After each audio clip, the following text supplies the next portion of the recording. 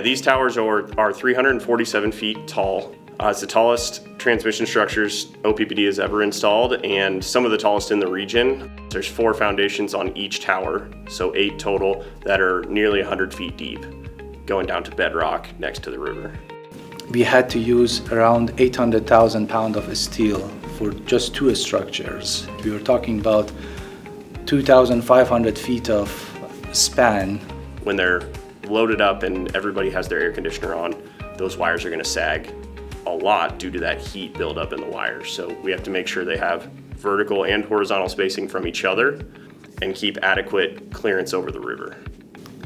In the past, we didn't have a 345 kV transmission line between the 2 of our stations. Now we have a new highway, so we can transfer more power through our system to increase our reliability and resiliency of the system.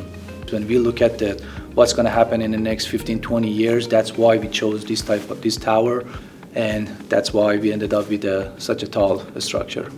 It is the very first of a large set of projects that we're going to be doing over the next decade that amount to about 400 miles of either new construction or rebuild of transmission infrastructure in our system. Our system itself is only about 1,200 miles today, so when you think about it, we're going to rebuild almost a third of our transmission system in the next decade as part of the types of capital expansion that we're doing across the utility. And we're doing about 4 times as much work as we do on a traditional year.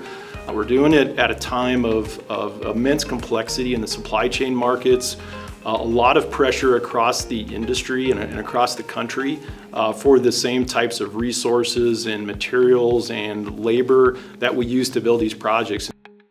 We are trying to increase and upgrade the reliability of our system to build more resilient transmission lines and to improve the quality of life of our customers by having a sustained and continuous power delivery to their homes.